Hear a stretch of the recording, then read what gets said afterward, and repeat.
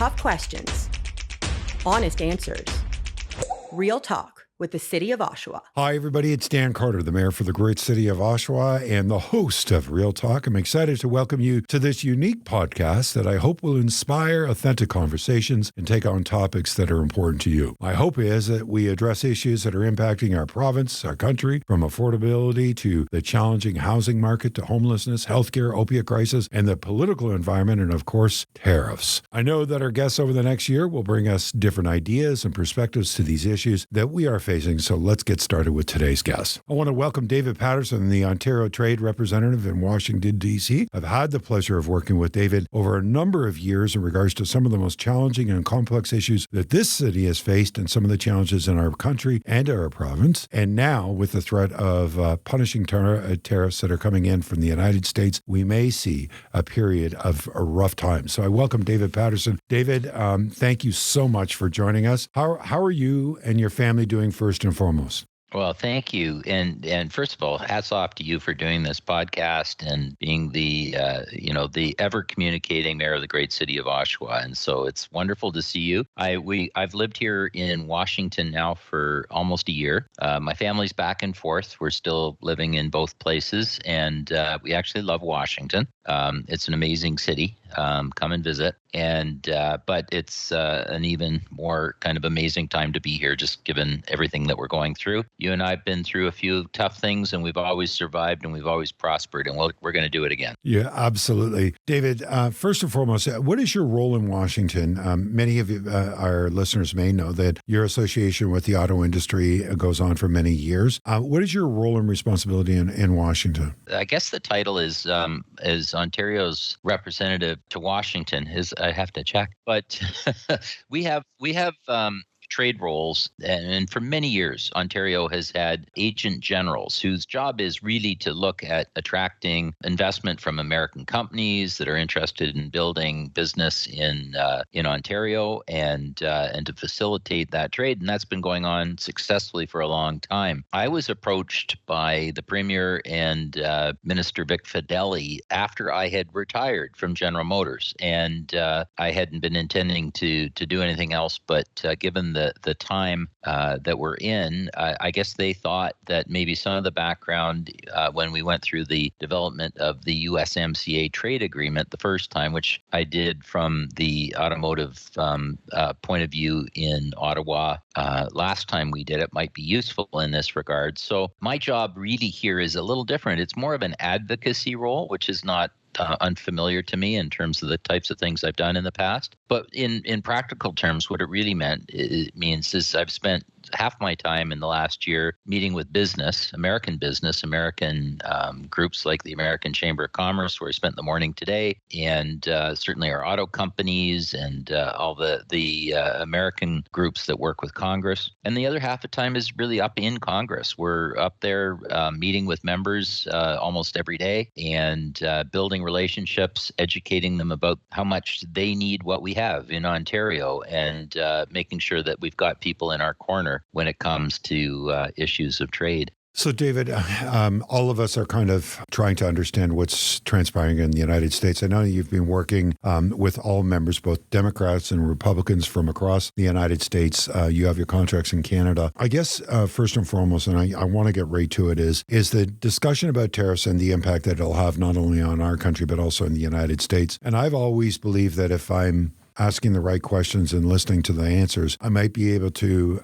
inform, educate, and lobby in the right direction. We can't understand, to be absolutely honest, what is truly going on. One day it's full tariffs, the next day it's off tariffs. Sometimes it's on specific programs. Sometimes it's an extension. So I guess what I'm going to ask of you right now is I'm wondering, is there any way you can bring clarity to what's happened so far, but then where do you see us moving forward? And I know there's Queen's Park, there was the Queen's Park report, did a report with you or an interview with you, and you said, we're going to have to go through some rough times for a period of time. There's some rough waters we're going to have to face, but we can do it together. So can you make sense of what's transpired and help our listeners be able to understand a little bit better? In its simplest form, where it ends up, I think it's in plain sight. It's make America great again. And by that, what he would prefer to do is to see the investment in different sectors, including the auto sector and steel sector and others, move their facilities to the United States. That would be what he is looking to try and achieve, but that's not what we're going to enable to happen. And yet, of course, it can be extremely confusing because, on any particular moment, when you ask what does Trump want, you can answer the DST, defense, banking, autos, China, copper, lumber, fentanyl, border, fill in the blank. And that's by design. I think flooding the zone with all kinds of demands. To me, Dan, it's sort of like we're in a stage now, if you made a military analogy, we're in the stage of artillery. We're being bombarded by all kinds of demands, some to the point of challenging sovereignty and the like. I don't think for a moment that we're going anywhere near that type of direction. I think what we're looking for is a way for him to repatriate as much as possible investment and jobs into America. And it's really important for us, and it's easier when you're here in Washington, to try and understand why. And we in the auto sector, I think probably are best suited to do that because, if you go back far enough, with my old company, General Motors, the biggest problem with General Motors is people talking about breaking it up because it had too much market share, over 50% in the United States. And then that share got shared from all over the world, from Germany, Japan, Korea, next Chinese, and is now into a smaller amount. And the jobs that are associated with manufacturing, we all know, have been hollowed out of the Rust Belt. And so they want to address that. And I have some sympathy for that because I've been in that industry, and we've seen a bit of that here in Ontario as well. And we see on the doorstep the massive overproduction of Chinese vehicles, much more than they can even consume in their own market of China, knocking on the doorstep and, again, trying to do what we've faced in the sort of the homegrown sector for many, many years. And I think what he is saying, and forgive me if I sound sympathetic to Donald Trump, but he's saying enough. What we need to do is preserve jobs for ourselves here. The challenge we have is to point out to him that the problem is not us in Canada or even in Mexico. The problem is China. And the problem is vehicles that are allowed or products that are allowed to come in to North America and not play by the rules that you set in the trade agreement that we worked so hard to develop, the CUSMA agreement or the USMCA. And complying with that agreement is really hard. For the sake of listeners, what it required, some may remember, is that you commit to having domestic content in your vehicles. And the demand was originally that 85% of all the parts that come into your car or your refrigerator, whatever it is you're making, would be made in North America. And it came down to 75% at the end of the set of rules. And there were rules around local value content, which meant that you had to employ, on average, a certain number of people, no less than $16 an hour in your plants. And you have to be able to have a computer system with a car business that will take a product that has 30,000 pieces that are coming together, and you have to be able to prove that 75% of those were sourced within North America under the rules that are there. So it's an incredible burden to be compliant with the USMCA. And what the auto industry did this week, which is really important, is met with Donald Trump and said, look, we're not going to move our production out of Canada and Mexico. That's even worse than the tariffs. What we want to do is to take on those people that are importing their vehicles and not following the rules, the ones that are avoiding the agreement. Why are we turning our guns against each other when we should be turning our guns against China and turning our guns and at least putting a reasonable ask of people that are bringing their products in with no requirement to do the kinds of things that we've asked of ourselves? And so I think that was actually a really important breakthrough in terms of a lot of what is taking place. And it's something that puts us in the right direction. What it doesn't mean is that we're going to be getting relief from tariffs anytime soon, or from craziness, or from confusing different demands. But at the end of the day, there is a way through this, and it comes back to that USMCA agreement. And the sooner that we can sit down at that table and iron out some of the differences that are in that agreement, like we shouldn't be allowing Chinese goods in and things like that, the sooner that we can get rid of tariffs. And so I think that's really ultimately where this is going. Is part of the hurdles right now that we don't have a representative on the federal side that really has the authority or the backing of, I guess, the governing body to be able to move forward? Is that part, or is that how it's interpreted in the United States? Will somehow this federal leadership and then an election, I think, which will happen almost immediately, will that give us some breathing space to be able to say, at least we know who we're dealing with now. Let's sit down. Let's open this agreement. Let's get some clarification in regards to it, and let's get a deal done. Am I interpreting it correctly, or am I way off base? I don't think the problem is entirely at the Canadian federal level. I think the good news is that we've just had an election in Ontario. We're going to be having some solid leadership here for a good while. We've just had an election in the United States. It's hard to believe, but we're only a month into this. So he's still here in Washington in the throes of just having completed the process you go through, actually rather quickly, of confirming your own cabinet. And so the people that are responsible for negotiating deals include the Commerce Secretary, Howard Lutnick, who's approved, and also a very important person for the future, Jameson Greer, who used to work for Bob Lighthizer, who is going to be the U.S. trade representative. And it's his job to renegotiate or to re-up that trade agreement that I mentioned.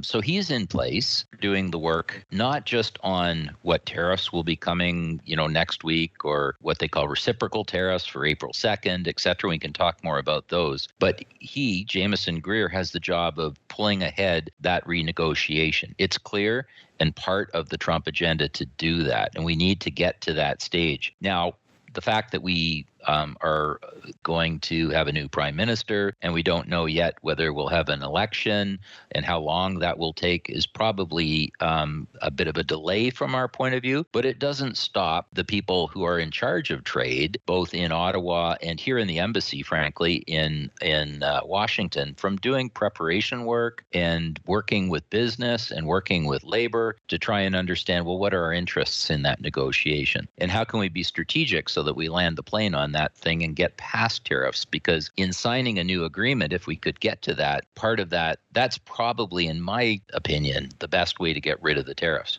David, does an announcement about reopening that agreement and starting the process, does that announcement have to come before April the 2nd? No, in fact, I think the Trump administration's already signaled they'd like to go faster and are in preparation for that. In my opinion, Canada would be wise to be on the front foot, not the back foot, and setting the table rather than being on the menu. And so the Premier has said this a number of times. Premier is probably the second best known person in the United States right now, next to Wayne Gretzky. So, he's been saying this to Americans. He's been saying it here in Canada, and as the chair of the Council of Federation, the premiers have been encouraging the federal government to be on the front foot and having a plan and a strategy. Now, that's their responsibility. It's their swim lane. There's only so much that we can do to do that, except give them good advice. And where I think we can help, particularly in the provinces, is we tend to be a little closer to our businesses, a little closer to some of the things that we run, such as our electricity systems. We own our natural resources, which states do not in the United States. So provinces have a very important role, so do cities, and so do businesses. And so it's important at this time, I think, for us to spend time with each other and say, well, where would this thing go and how could we improve it? And it would be nice at the end of the day if we could all claim a victory and put tariffs behind us as a result.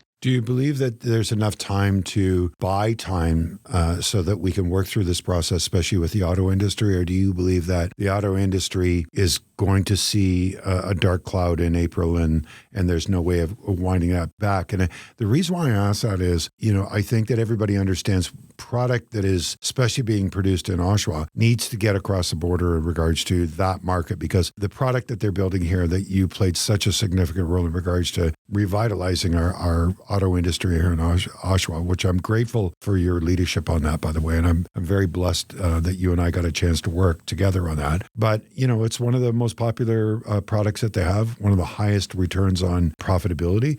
And I think a lot of people in Oshawa and Southern Ontario really want to know, am I going to be able to hold on to my auto job while these negotiations go on? Well, I think it's important to understand a couple of things.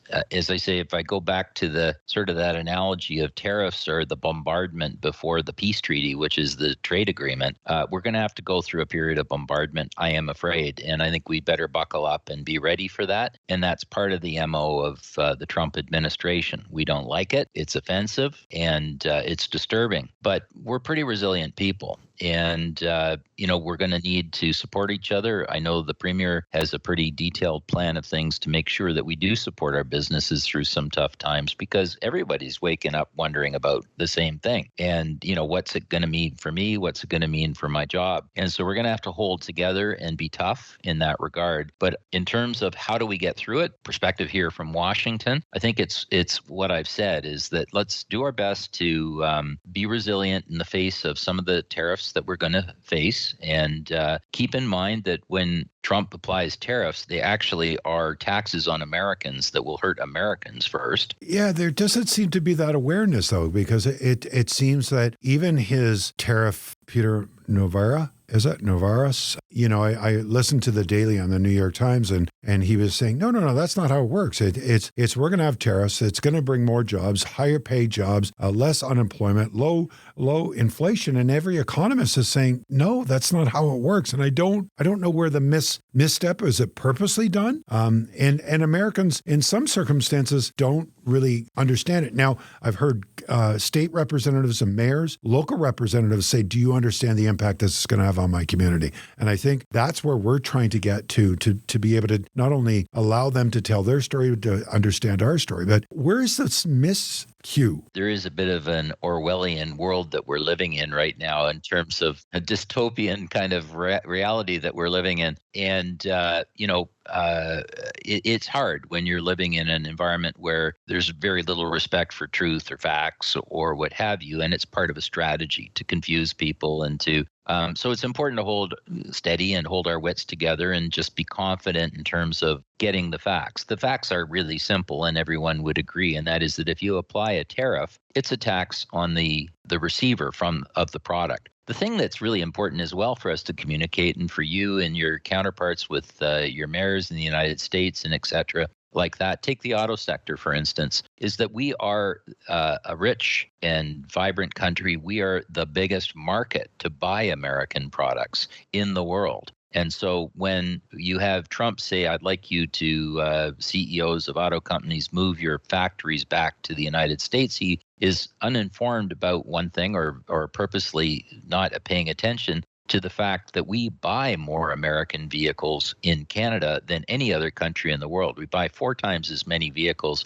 from the United States as Mexico does. And just last year, we bought more American vehicles from the United States, twice as many as we exported to the United States. Wow, I didn't know that. So we're a huge market. And so if you notionally said, geez, I'd like to move the Oshawa plant and a couple of other plants to the United States because I'm going to make America great again, the certain thing that would happen would be a boycott of the product of all of those things by Canadians, who are the biggest buyers of those vehicles in the world outside of the United States. And so those notional plants going to the United States would again be lost because of the lack of buying of those products in the first place from Americans. And then we could replace all those by simply importing them from other countries. And so it's a self-defeating proposal. Yeah, and some of the largest part suppliers are located in the United States that are Canadian-owned. Magna, I think, owns 55 different facilities in the United States that employ, to my understanding, thousands of individuals that are part of the auto industry. So we play an important role in regards to the parts and stamping of parts in the United States to be part of the auto chain, correct? Well, that's right. And you'll often hear Brian Kingston on the CVMA saying,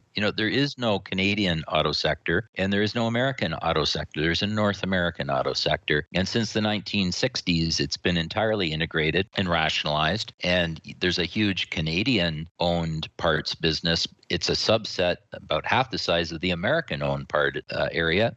We have major plants in Oshawa. They're American-owned at the end of the day. It's a totally integrated mix, and it takes advantage of the strengths on both sides. And as I always say, you can't unscramble these eggs that have been scrambled since the 1960s. So what do? You make a bigger omelet. That's what you do. And how do you make a bigger omelet where you got more jobs from everyone else? You look at those people that are bringing in vehicles from elsewhere that are just doing it at an incredibly low tariff rate, when everybody else who's actually employing people here, using the supply chain here, are going through, incredible hoops to do that. And let's put the onus on those that are coming in and encourage them to put factories here in North America. We would welcome a Korean factory in Oshawa. We would welcome a factory from even Vietnam to be located somewhere here in Ontario. And the way to do that would be, instead of having them pay 2.5% to bring their vehicle in, why don't they pay 25% to bring it in? And that might be an encouragement. And that's in fact what was discussed with the CEOs, I think, of the auto companies with the president. And I think the penny dropped and sort of said, yeah, maybe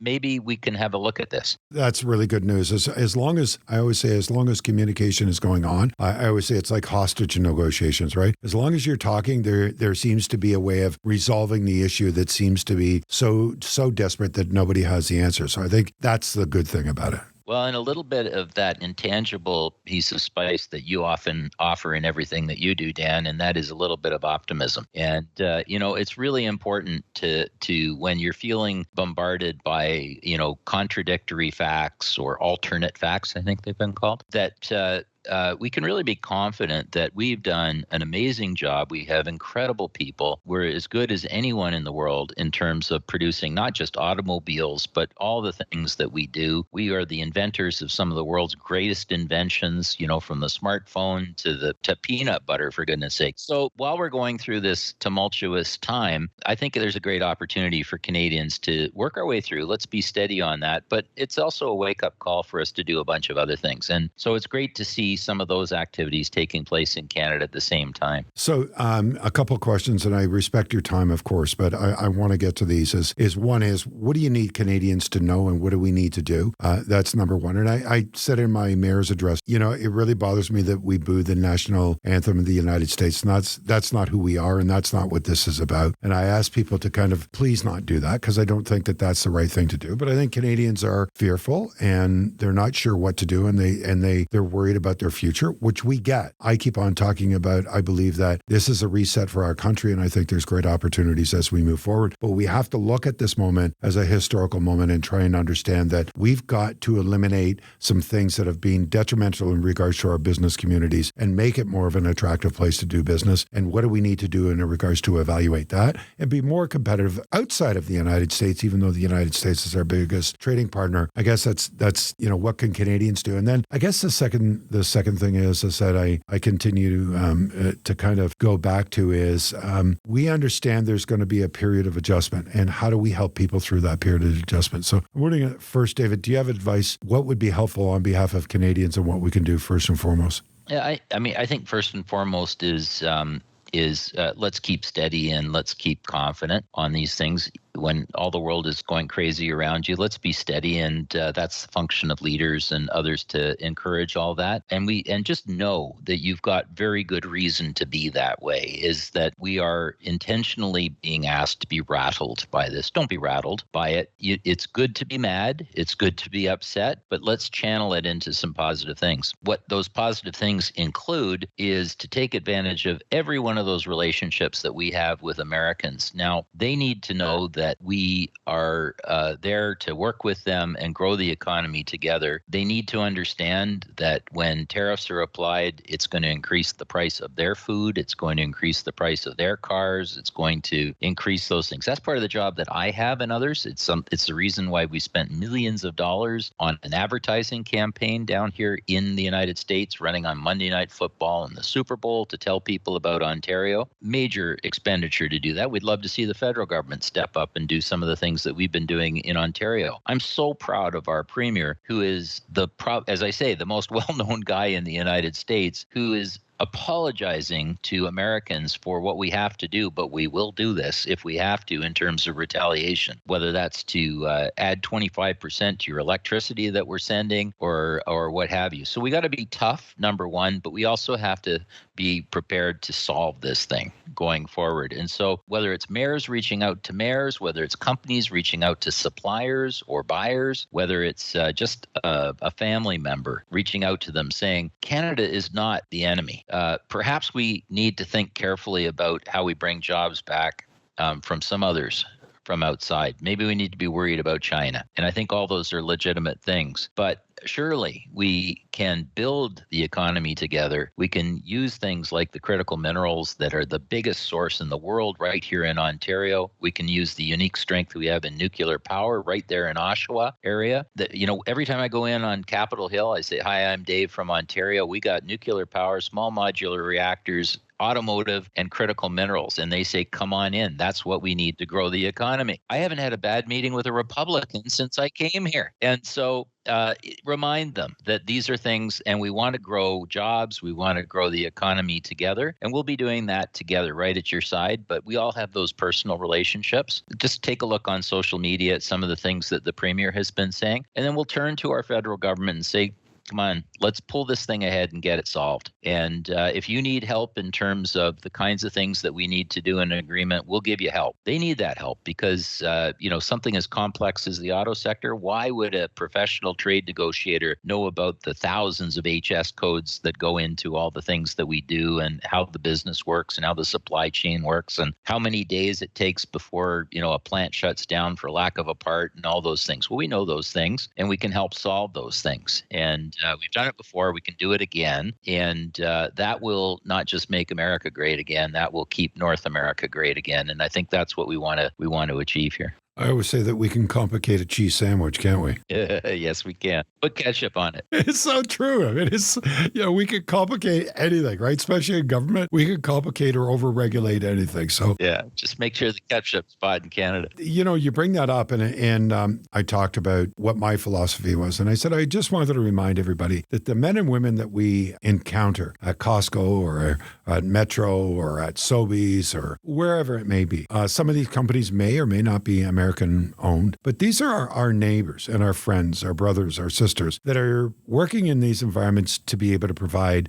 support for their family and provide for their family and understand that they're just doing their job. So one is, consumers will make their decision in regards to what they're going to consume and what they're going to buy. But let's not be hostile in regards to those individuals that are working in those environments. And again, as I just said to people, these are complex times. I understand about anger and fear, but anger and fear isn't going to solve the issue. So let's put that aside and let's truly be able to be what you've already expressed. Let's come to the table with solutions. Let's be realistic. Let's look at what needs to be unpacked and rebuilt. And I think that that's where we need to be. So I've tried to say that. The other thing that I've learned, David, out of my visits with companies is I'm surprised at this, but they're asking us as local government, is there a way of deferring development charges in industry? Can you talk to the Premier about programs that help us invest in our business so we can increase our productivity and therefore absorb whatever tariff comes in? But we're a company that's, family owned and been around since 1930. We want to stay here. We don't want to move to the United States because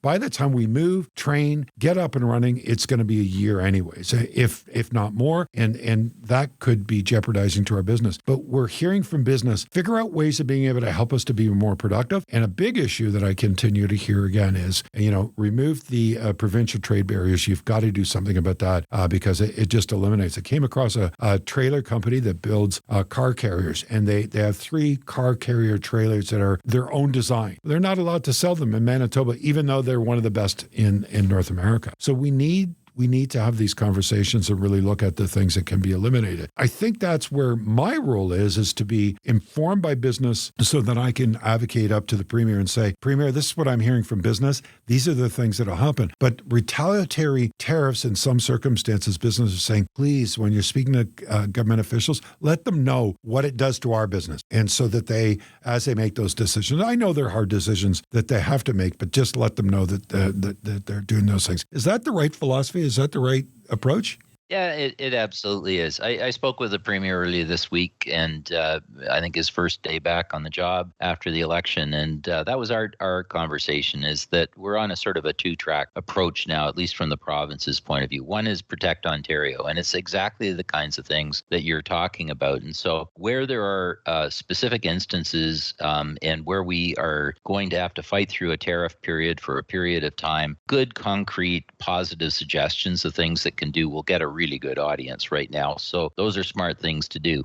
I'm very pleased to see a bunch of things coming from Ontario, such as the promise to the all the big battery plants and auto refurbishments that we've had, that even if those programs, which in the United States, that may be going away under the Trump administration, Premier Ford has said to them, we will honor those supports behind the companies here. And that becomes a very big, significant advantage for those that are here and remaining and continue to invest in Ontario. Similarly, he's created a $500 million fund to process critical minerals, to invest in Aboriginal groups that can have equity in factories that will start processing some of these absolutely essential rare earths that are needed for our future, for artificial intelligence, etc. So we can be part of a growth agenda there, but also a protective one for our people. So that's kind of one, Protect Ontario. And number two is we're not going to back off down here in Washington. We are going to stay engaged. We're going to be talking to lawmakers every day. We're going to be telling the story of Ontario, and we're going to be putting those concrete solutions in front of them, like we've talked about here on the podcast. And so, there are good ideas here that bring us out the other end of this better and more wealthy, and all of us doing that together. It's a pretty awful mechanism that we're going through. And I totally agree with your spirit on this, is that as hard as it can be, and as much as one wants to lash out in retaliation, it really won't help.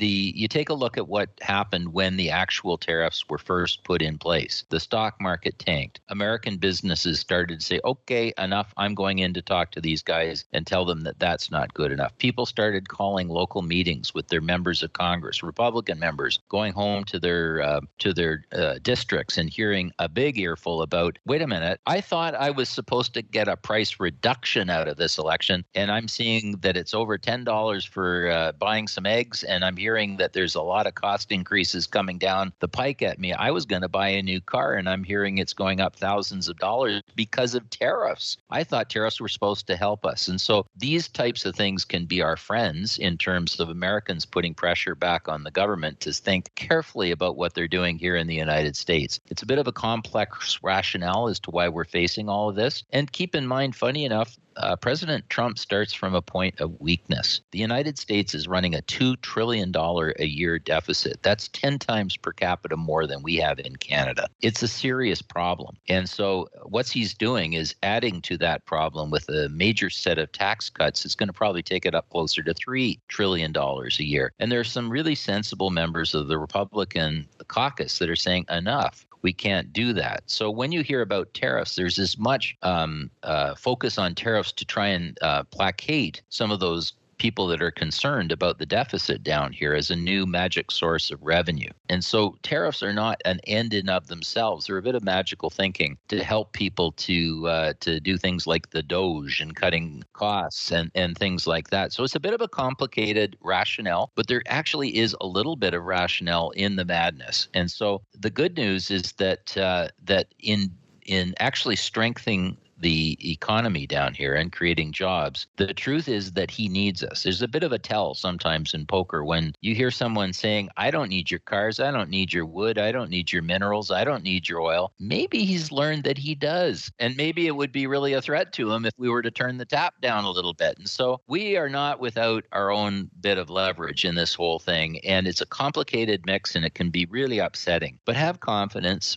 And know that we've got really smart people working on it. There is a way through. And I think at the end of the day, if we can sit down and take that trade agreement, it'll actually strengthen us up at the end. We're going to have a little bit of a tough time in the meantime, as you said. But hey, we've seen troubles before. We'll get through it. We're resilient. We're Canadians. Put us in the corner, elbows up. I can't thank you enough, David, for your time. I always enjoy our conversations. One is I learn a great deal, and I think having your insight, I know your diplomatic skills are extraordinary. You did incredible things through some of the most complex, challenging times in the auto industry here in Canada when it was Trump 45. And you've helped us through some very difficult times, and I'm just glad you're in Washington. I hope that we can pick up on this conversation again. I respect your time and understand the roles and responsibility you have, but I'm trying to learn as much as I can so that I can be a good advocate, that I can be a good communicator, and I can have an opportunity to truly be able to represent not only my city, but my province in a way that really lifts people up and doesn't push them down. So I can't thank you enough for your time. You're an extraordinary individual, so thank you. Well, right back at you, my friend. It's like having a little bit of home sitting down here talking with you. And so we'll keep in close touch. We'll get through this. Listen, stay well, David. Always a pleasure. And for our listeners, I hope you've enjoyed it. We're trying to figure out this pathway forward, but as you can hear, there are opportunities that are in front of us. And I think David Paterson is a gentleman that is able to give insight in regards to the things that are pretty complex. But having that insight on the ground level in Washington, D.C. is really, really, really helpful. Hey, if you've enjoyed this conversation, want to hear more, subscribe to Real Talk Oshawa on Spotify or Apple. Episodes are released on a monthly basis. So let's keep the conversation going. And I just want to take this opportunity to say thank you very much for joining us. Until next time, I'm Dan Carter, and on behalf of David Paterson, have a great day, everybody.